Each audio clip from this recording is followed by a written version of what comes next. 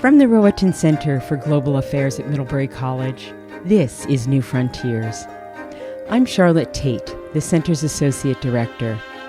In this episode, Mark Williams talks with counterterrorism expert Jason Blazakis about how individuals or groups are placed on U.S. terrorist lists, the strict processes meant to justify those designations and their consequences, and how recent changes could enable misuse.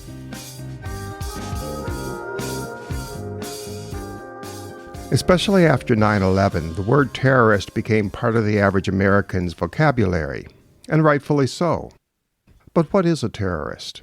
In the context of U.S. security policies, who makes that determination? Is it the FBI, CIA, the president, a governor? Can local law enforcement do this? Equally important, how does that determination get made?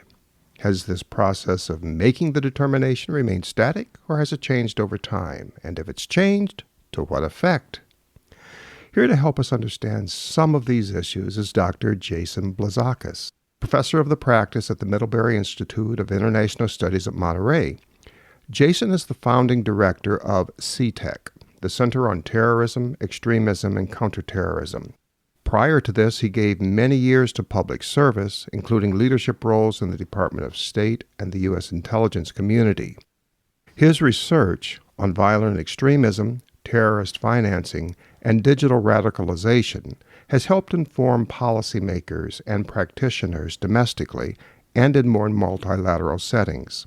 Jason Blazakis, welcome to New Frontiers. Thank you for having me on the program. Looking forward to the conversation. We're glad to have you here. Why don't we dive right into it? For 10 years, you directed the Counterterrorism Finance and Designations Office inside the Bureau of Counterterrorism at the State Department, and your office was very much involved in determining which states, groups, or individuals would earn the U.S. government's label of terrorist. So let's start off by talking about the actual process of designating someone a terrorist. Who's involved in this? Who gets to decide? What are the normal steps or procedures that officials typically follow when deciding who is or who isn't a terrorist? So there are three what we call national competent authorities in the United States to designate terrorists. The Treasury Department, who uses an executive order that is shared legal authority with the State Department, that's Executive Order 13224.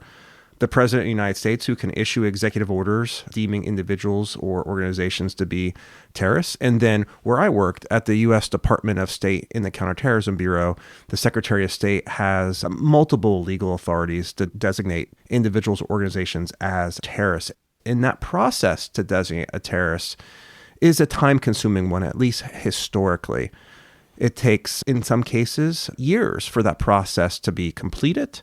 And the process itself has historically been a very bottom-up approach, where you have analysts who are reviewing intelligence and unclassified information that are giving him what we call this kind of aha moment, where they think an individual or group should be sanctioned. And then from there, the process really takes motion, beginning with what we call an equity check, where the idea of that analyst is sensitized with multiple components of the U.S. national security architecture. Think along the lines of the State Department sharing this one-page document that really outlines the who, what, when, where, why of this individual and why they should be treated as a terrorist, being shared with the Department of Defense, the Federal Bureau of Investigation, Department of Treasury, the Department of Justice, elements of the National Security Council, and many more. And from there, if there's no objection after a 2-week process of evaluating that who, when, what, where document, the beginning of the review gets really intensified at that point, where the analyst starts drafting what we call the administrative record. That's the legal document for when the United States makes this determination of why somebody is a terrorist. And that document is making sure that the various components of the legal criteria are being met. And once that document is completed, it's shared with lawyers within the State Department, Justice Department, and the Treasury Department. And those lawyers are reviewing every sentence to make sure that the finding that the Secretary of State signs off on is something that can withstand court scrutiny. And this can take months because the lawyers are reviewing essentially the equivalent of a document the size of a dissertation. Really? Making sure all those citations are something a judge can understand, because in the end, we have an eye towards these challenges going to court, and the lawyers want to make sure that the U.S. government wins those court cases. And then after the lawyers have reviewed these documents, we put together, when I was in the U.S. government, what we call an action memo, a really short one-page document that outlines this very long document, and the Secretary of State signs off on it. And then ultimately, this becomes publicized, because in democratic countries, if you're doing your decision-making as it relates to who's a terrorist correctly, you're making sure those are public findings. And then we announce these new listings of individuals or groups as being terrorists to the public. That's amazing. That's a very, very extensive set of steps and procedures you're talking about. And the process sounds more like a legal process than a political one. Is that an accurate reading of it? And if so, what's the importance of that legal dimension? So absolutely. This is a legal process because the results of such a finding can have profound effects on individuals or people who are part of organizations that have been labeled terrorists. And that generally ranges from any assets that they may have are subject to an asset freeze. Individuals who might be connected to that individual who's been listed could be, for instance, prosecuted for providing material support to that designated actor. So jail time is a real possibility. And there's immigration consequences attached to a listing as well. Essentially, by that I mean, if a group is found to be a foreign terrorist organization by the U.S. Department of State, pursuant to the Immigration and Nationality Act, anybody who's part of that organization is inadmissible to the United States. And if somebody's already in the United States connected to that group, they could be, of course, prosecuted, but also they could be subject to removal as well. So there are very significant legal repercussions to anybody being listed as a terrorist. And as a consequence, the process itself historically is very legally focused. I see. So it's not just the individual or group that might be labeled that would be the recipient of consequences of that label, but anyone affiliated or associated closely or perhaps tangentially. Absolutely. There is this secondary effect that goes beyond the original or primary listing, as we call it. But also there is an extraterritorial effect that can't be ignored, because when a listing is added by the United States, because of the power of the US dollar, individual banks who might have a banking relationship with a US bank are going to respect the U.S. listing, because if they don't, they run the risk of losing access to the U.S. dollar.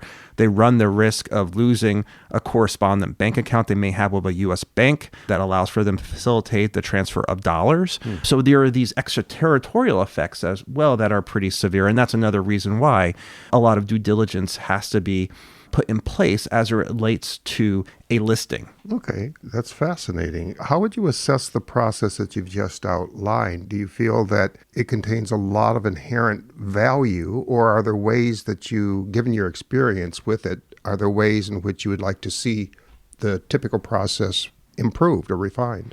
So when I was in the chair as the director of that office, there was a lot of frustration, I'll admit, on how slow the process could unfold. We talked about several months, right? Yeah, it could take months. In some cases, it can take years.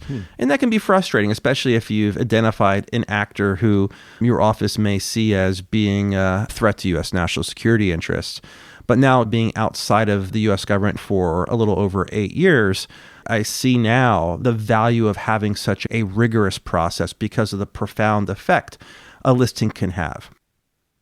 During your time in government, who are some of the better known individuals or organizations that received the terrorist label? Did you work on any cases that our listeners might know about? Sure. So early in the 2010 time period, one of the analysts that was working for me at that time had his aha moment by reviewing pretty sensitive information. My deputy director at that time, his name was Brian Koger. And Brian, if you're listening, hello. Brian, fantastic analyst, essentially put together the case for the designation of an individual that we knew at that time as Abu Dua, which is a nom de guerre that we would all later learn some years later as Abu Bakr al-Baghdadi, who would become the leader of the Islamic State, also known as ISIS.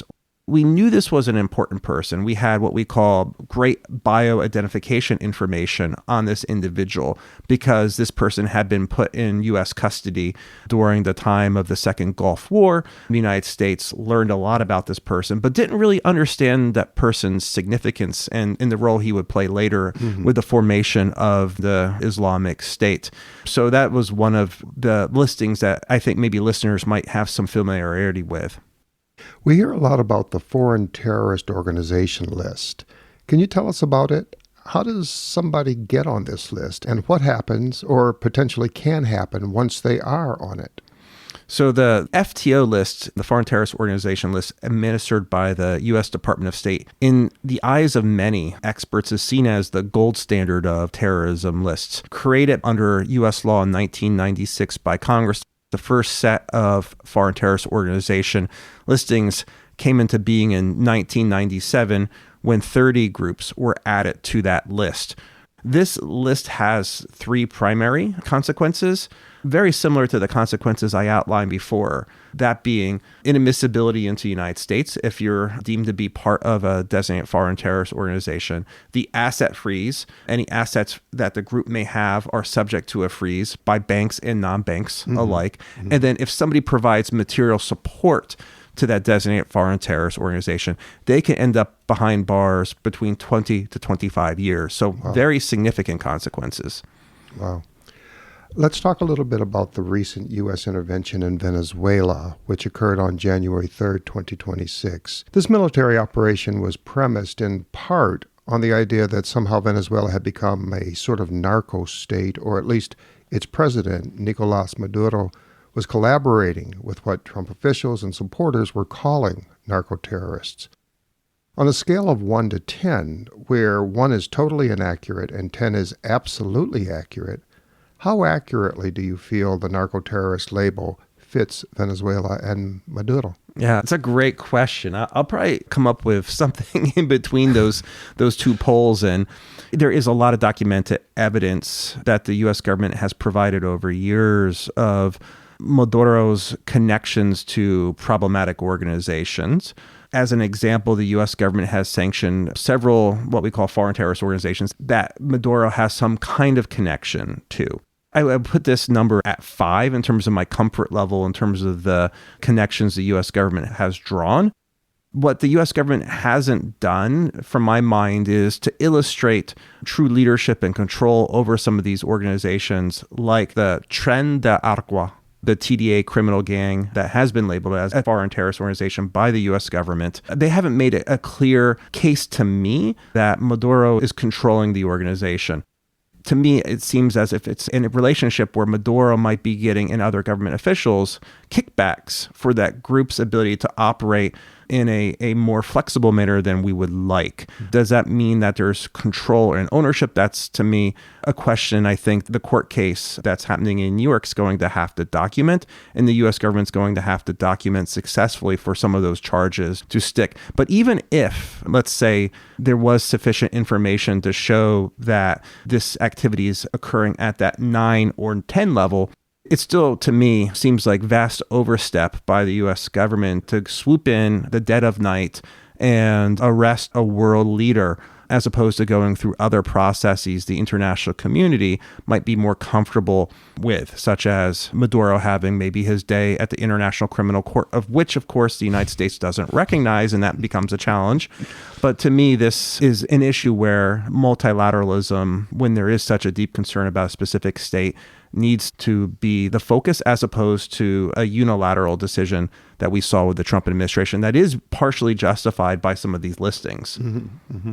You had mentioned the TDA criminal gang. It's the Tren de Aragua that has been a significant focus of the Trump administration really since the beginning of 2025, when the president instructed Secretary of State Rubio to designate all the Mexican drug cartels, and I guess they said plus a Venezuelan gang, very quickly. And in fact, the president mentioned the need to designate those groups plus the TDA as fast as possible. So the president makes this announcement early days of the administration, January 20 or 21st, and then fast forward in time just a few weeks, 8 groups, including the TDA, are all added to the State Department's FTO list in early to mid-February time period.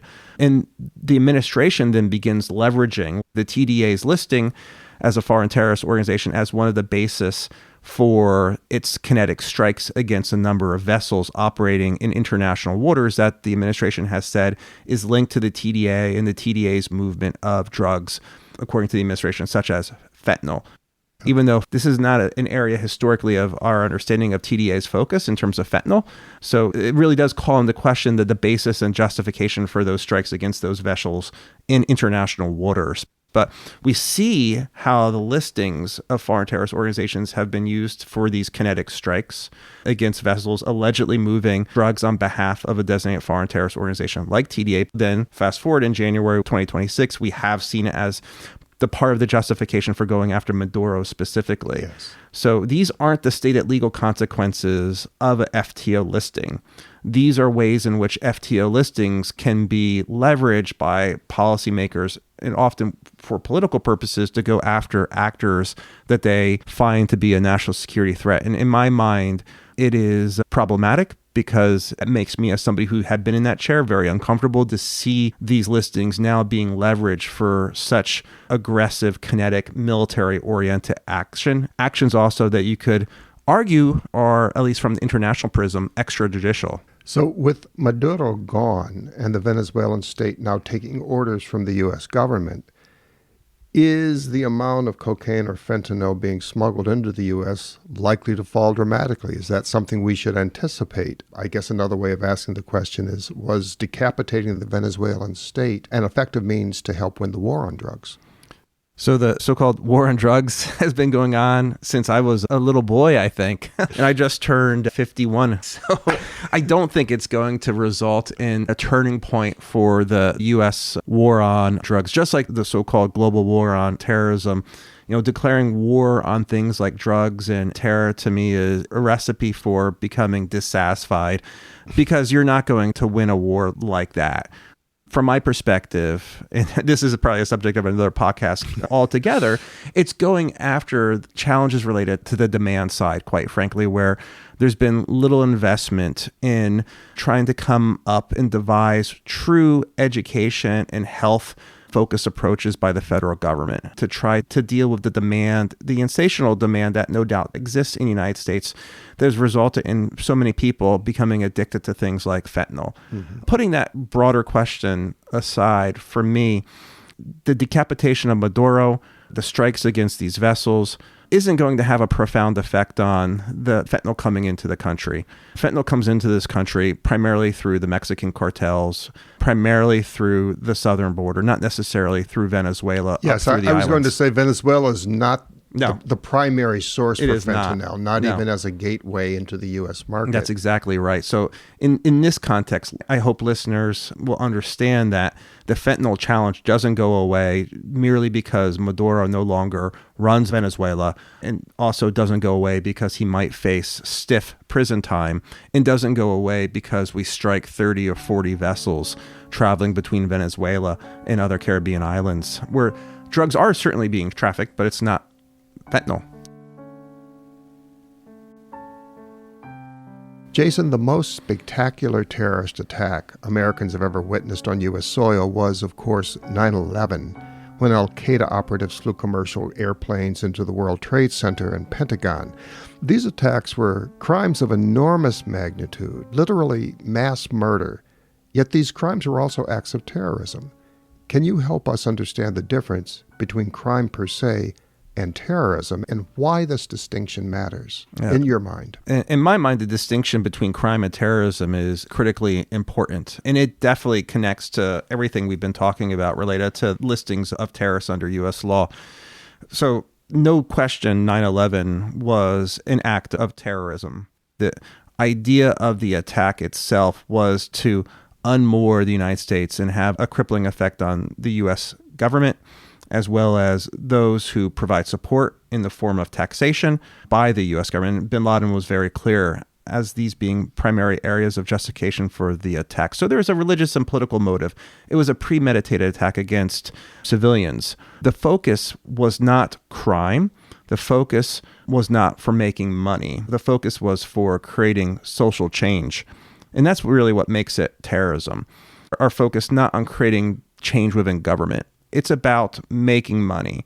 And that's why some of the listings that we've talked about, like for instance, the Mexican drug cartels, Venezuelan gangs, they're not really focused about creating change in the United States. They don't really care if Trump's the president or somebody else is the president. What they care is making sure that their wallets and their bank accounts become fatter. And that motivation matters to me because it really guides the tools that we use to counter organizations. Using terrorism tools to counter criminal groups, for me, is potentially problematic for a myriad of reasons, to include amongst those how we focus our resources on those threats that are perhaps the most pernicious and most likely to change our government's contours. Terrorism, in my mind, would be acts of violence for a political end. Whereas there's certainly a lot of violence connected with drug cartels, but that's about the control of product and routes and profits as opposed to trying to change the government or making a political statement. Precisely. Okay. We've touched on this before, but I wanted to give you a chance to speak more broadly on the topic if you'd like to. Since you've left government service, have the procedures or protocols used to label someone a terrorist stayed pretty much the same, or have they changed? And if they've changed, will these changes make the process, in your mind, more reliable and more effective, more useful for our national security? So there is no question that the speed of terrorist designations carried out by the Trump administration have increased rapidly. This tells me a few things. First, it tells me that the process that I outlined from the aha moment of the identification of a bad actor for possible designation to the public unveiling of that designation is no longer being followed in the way in which it was followed when I was in the U.S. government. And I say this because the process I described is a very consensus-driven process. Multiple agencies have to be in agreement before something moves forward because those agencies have equities at stake. I think that consensus is no longer the barometer in which these listings are being measured. The consensus is being ignored for political purposes, and I find that really unfortunate. And I think one of those outcomes might result in possible court challenges that could come forward, challenging these listings that may result in the U.S. government potentially losing a case because the due diligence that I described before clearly is no longer being followed. We don't have a consensus-driven process any longer, and that creates great risk. So are you saying that when you were in government service, there was an interagency distribution of the materials, and then are you saying that the interagency distribution has stopped, or is it the consensus itself that you're saying seems to have stopped? Yeah, I think it's the latter. I think it's more likely the information might be sent to the interagency with the message saying this is going to happen, by this time period. We are letting you know, and the process will move forward by this date. So even if there might be an objection, the interagency may be informed, but it's another thing for the interagency to come to an agreement. So it's that latter half. The consensus is what's likely being missed here. And as a consequence, the other part of this I think we can't skirt is the fact that the lawyers are probably being asked to review these things much more quickly than they have historically done. And they may not be perhaps doing as much due diligence as we would like to make sure that these administrative records, these underlying reasons for the designations, are being held to that same standard historically. So I think there's also this legal risk because the lawyers are moving so quickly that this could create scenarios where people are being incorrectly designated too. Another concern is the information that's being used may not be the most credible, the best information, because the speed in which these packages have to be created, there might be reliance on information that's not firsthand from a reliable source. Mm-hmm. It might be information from a third-hand source. In September 2025, Trump signed an executive order which designated Antifa a domestic terrorist organization. A few days later, he issued National Security Presidential Memorandum 7. I think it was called Countering Domestic Terrorism and Organized Political Violence. Could you walk us through these documents and help us understand what they say, what they mean, what they could eventually lead to? I think it's really important, and I like how you brought the two of them together with respect to this question, because one in isolation of the other, to me, may not necessarily have the impact that the administration is hoping to have. So that first executive order, to me, I would characterize as a signaling normative type of action where the president is trying to create a new norm that Antifa is, quote, a domestic terrorist group.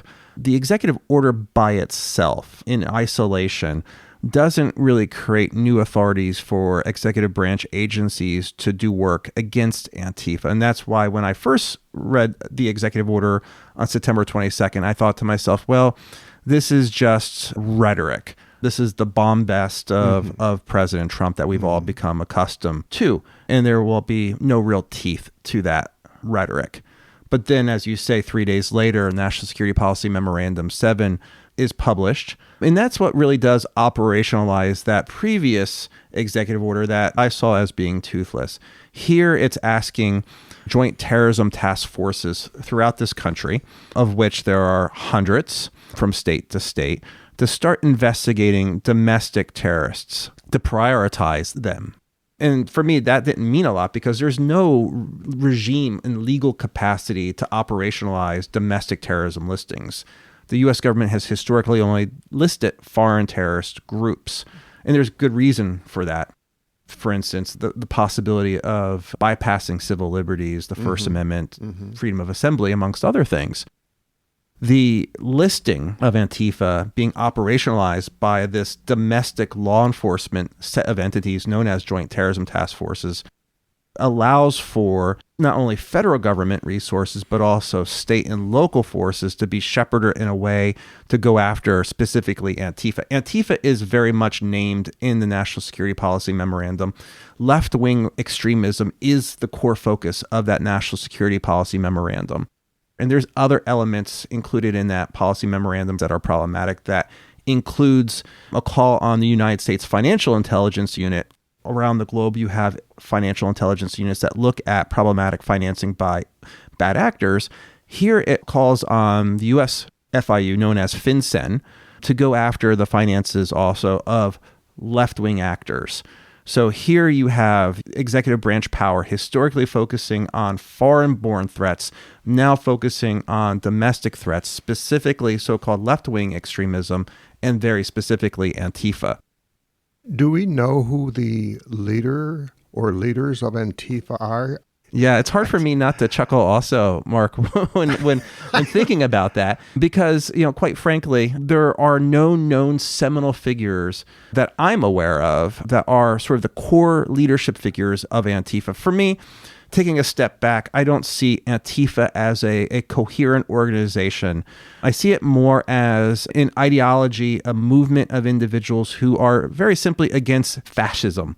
I don't see a real leader as part of what the administration characterizes as the Antifa terrorist movement.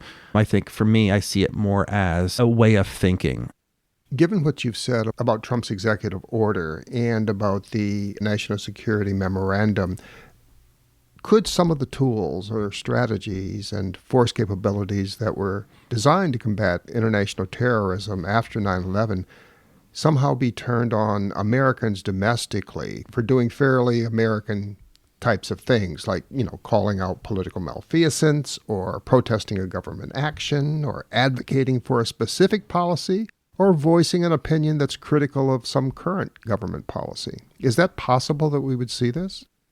I think in some ways we are already seeing it, unfortunately, Mark. And I say that especially in the wake of the death of Renee Good in Minnesota, in the way in which she's been characterized by senior officials within the Trump administration, to include J.D. Vance, who very openly talked about Renee Good as being a terrorist. So I see the deployment of ICE, Immigrations and Customs Enforcement, not only as a tool being used to round up so-called illegal aliens, but also as a mechanism to go after extremism writ large. When the president talks about deploying ICE or U.S. government assets to cities like Los Angeles, Portland, or as he's threatened in Chicago previously, that's not really about getting at criminal elements. It's about trying to, in my mind, change the discussion where there's disagreement, civil disagreement and protests about some of the administration's policies. I see it as a coercive set of behaviors and deployments to change that discussion. And that frightens me. And some of this is absolutely being done under the lens of Antifa now being labeled as a domestic group. And we've even seen charges against individuals who've carried out acts of violence where ICE is operating in places like Prairie Land, Texas, where individuals have been arrested and they were after the fact labeled as Antifa in the court documents. So after the fact. Yeah, after the attack occurred. So throwing that Antifa label at these individuals after these decisions have been made is very disturbing.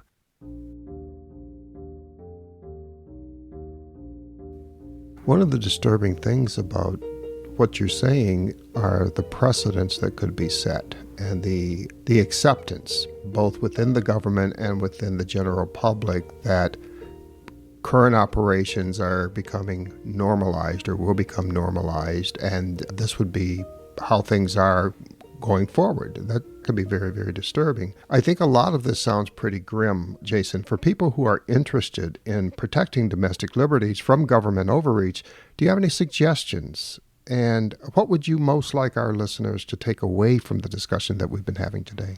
That's a great question. So for me, I think one of the most important things to do is to remain active, not to feel that you're powerless, that there's nothing you can do. There's always something that you can do. And I would just encourage people to focus on civil, non-violent responses to the challenges that are happening in this country. Not so different from the ways in which the governor of Minnesota tried to calm down Minnesotans in the wake of Renee Good's death. I would share Waltz's position that the administration does want more chaos, unfortunately, to be able to use these tools even more and more aggressively. So as a consequence, I would encourage listeners, whether they're Republican or Democrat, who might be concerned about federal government overreach, to tell their members of Congress about those concerns, about these tools, the FTO tool, the Executive Order 13224 tool, being used in ways that haven't historically been utilized against Americans, going against the purposes originally intended by the United States Congress when the Foreign Terrorist Organization regime was created. And I think there is this glimmer of hope if people take a look at the recent Senate vote on Venezuela, where I think 54 Republican and Democrat come together and said, for any other military kinetic actions the administration might be pursuing, that this is something that they're opposed to. And of course, in 2026, every American should use their right to vote for members of Congress who they feel will hold the administration to account where these tools are being misused, and to encourage their members of Congress to think deeply about these types of issues. So I know it sounds trite to say, write your member of Congress, talk to your senator, but I do think they're listening. And I think that recent vote on Venezuela is an indicator that there could be some bipartisan agreement on these issues, for what it's worth. Yeah, I think you might be right. Jason, I want to end by thanking you for your years of government service and for helping us understand some of these issues today. And I want to thank you very much for joining us on New Frontiers. Thank you for having me.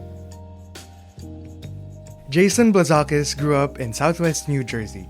He loves food, especially pasta and Italian cuisine, is a passionate fan of the professional and collegiate Philadelphia sports scene, and when not engaged in research, writing, or consulting, he plays vintage baseball under 1864 rules, which means playing barehand while wearing hot wool uniforms.